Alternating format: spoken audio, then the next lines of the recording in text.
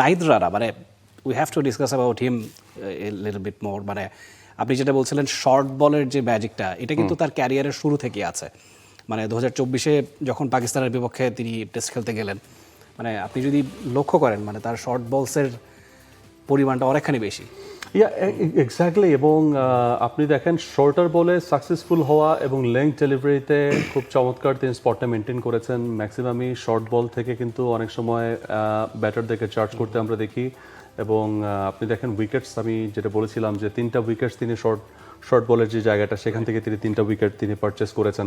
So এই জায়গাটাতে খুব ইম্পর্টেন্ট যে আপনি যখন স্পট বোলিং করবেন একটা পেসারের জন্য, তার স্পট, তার চ্যানেলটাকে মেনটেন করা, দ্যাটস রিয়েলি ইম্পর্টেন্ট। আমরা ঠিক ছোট্ট করে যে বিসিএল এর খেলাটা হয়েছে সেখানেও কিন্তু আমরা প্রশংসা করেছি নাহিদ যেই চ্যানেলটা মেনটেন করেছেন, দ্যাট ওয়াজ সুপার। আমরা মনে করেছিলাম তাকে হয়তো বা চার্জ করবে বা তিনি অনেক বেশি পেস জেনারেট করেন, টানা 5টা ওভার তিনি বল করছেন, সেখান থেকে হয়তো বা খেই হারিয়ে ফেলবেন। না, সেটা হয়নি। শিয়া বাটার ও ভিটামিন ই সমৃদ্ধ লিলি বিউটি সোপ, তারুণ্যময় উজ্জ্বল ত্বকের জন্য। তিনি ওই জায়গাটা যে ধরে রাখতে পেরেছেন, স্পটটা মেনটেন করেছেন।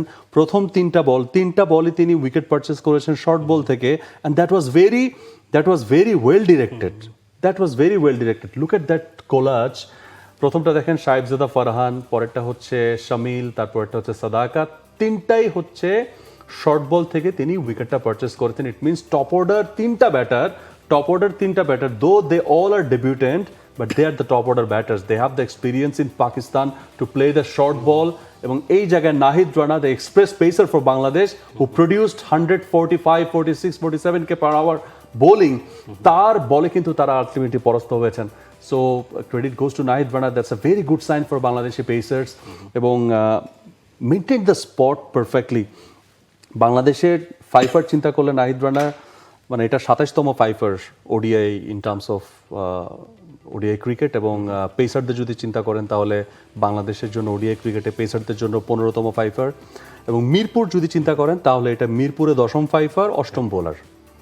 সো আফতাবকে দিয়ে শুরু হয়েছিল 2004-এ নিউজিল্যান্ডের এগেনস্টে, এবং ঠিক 2026-এ এসে নাহিদ রানা। সো একটা জিনিস ভালো লাগছে যে মিরপুরে অনেক ম্যাচ বাংলাদেশ খেলেছে, স্পিনারদেরও ফাইফার আছে, রাজ্জাকের আছে, সাকিবের আছে, বাট সেখানে পেসারদের ফাইফার যে বেশি, মানে 27টা ফাইফারের মধ্যে বাংলাদেশে মানে 15টাই হচ্ছে পেসারদের। And Mustafizur Rahman leading the list, তার 5টা, তাসকিনের 2টা, বাকি সবার একটা করে। So Nahid Rana join that list. That's really awesome. Congratulations to Nahid Rana আমাদের তরফ থেকে, ক্রিকেট শো এর তরফ থেকে। Definitely many congratulations to Nahid Rana and Bangladesh team. বাংলাদেশের পেসাররা ভালো করছে, তাদের স্ট্যাটিস্টিক্স নিয়ে আমরা কথা বলতে পারছি, and they are putting a landmark. And they are showing some intent to the world cricket that okay, Bangladesh are producing some more pacers except Mustafizur Rahman or Taskin Ahmed.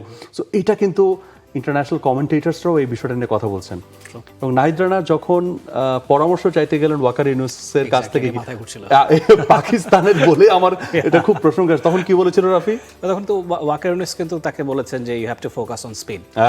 আগে সবাই do not compromise your speed, don't compromise your speed, মানে সবাই বলছিল যে না শুধু স্পিডে এখন আর কাজ করে না, হুইচ ইজ ট্রু। মানে আপনি উমেশ যাদবের কথা বলুন, মায়াঙ্ক যাদবের কথা বলুন, কিংবা এই পাকিস্তানের হারিস রফের কথা বলুন, আমরা আগের এপিসোডেও কথা বলছিলাম, শুধু pace is not enough. But Waqar Younis তাকে এটাও রিমাইন্ড করে দিয়েছেন, তুমি যদি অন্যগুলোতে এক্সেসিভলি ফোকাসড হয়ে যাও, you might lose both. So better focus on speed as well, মানে তুমি তোমার রসদ বাড়াও। তো সেটাই নাহিদ রানা করেছেন। এবং আজকের স্পিডটাও ইট ওয়াজ ইন্টারেস্টিং, মানে 135 to 40-র মধ্যে ম্যাক্সিমাম বলস ছিল, যেটা একটা স্ট্যাটে দেখছিলাম। তো হুইচ ওয়াজ ভেরি ক্লেভার এবং which was effective as well. এবং ঠিক কত নম্বর ওভারটা আমি মনে করতে পারছি না, মেবি 17 নম্বর অথবা 19 নম্বর ওভারে এসে 18th ওভার, মেবি সে তার প্রত্যেকটা বল 140-র উপরে ছিল, প্রত্যেকটা বল 140 থেকে 145 একটা বল ছিল। So that was impressive from Nahid Rana. So ওই জায়গা থেকে আমরা নাহিদ রানাকে একটা ধন্যবাদ দিতে পারি যে বাংলাদেশে যে মানে আমরা তো আগে তাসকিনকে নিয়ে গর্ব করতাম যে 145-এর উপরে তিনি বল উঠাচ্ছেন। সো 150-এর উপর কেউ বল ছুটতে পারে বাংলাদেশ থেকে।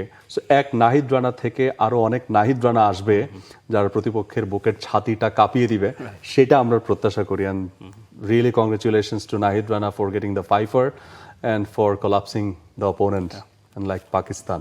অ্যাবসলিউটলি এবং তার সঙ্গে ক্যাপ্টেনের কথাও একটু বলি, মানে 10 ওভারে 29 রান তিনি দিয়েছেন, তিনটা উইকেট নিয়েছেন। নাহিদ রানা শুরুর 5টা উইকেট নিয়েছেন, মানে আপনি 5 আর পেতেই পারেন, সেখানে হয়তো বা 2-3 উইকেট টেল অর্ডার থাকার কথা, কিন্তু 5টা উইকেটই নাহিদ রানার, বাকি কাজটা সেরেছেন কিন্তু মেহেদী মিরাজ। আচ্ছা, এই জায়গা থেকে আমি একটু আপনাকে মিরাজ প্রসঙ্গে যাব। মিরাজের কার্ডটাও আমরা দেখছি, 10 ওভার থেকে 29 রান, 3টা উইকেট, ইকোনমি 2.9, সামনে থেকে লিড দিয়েছেন। বাহাতি ব্যাটার ছিল, মিরাজ একাই অফ স্পিনার হিসেবে সেখানে গিয়েছেন। একটা সময় ভাবছিলাম যে আফিফকে আবার ডেকে আনেন কিনা, বিকজ বাট তারপরে যেহেতু একটা নিয়ন্ত্রণ ছিল, ওই নিয়ন্ত্রণটা হয়তো বা হারাতে চাননি ক্যাপ্টেন, সো একটু টাইট রেখেছিলেন বোলিংটা। For more updates, subscribe to our YouTube channel and click on the bell icon. Follow us on Facebook and Instagram. Download T-Sports app to enjoy exciting games and highlights. Visit tsports.com.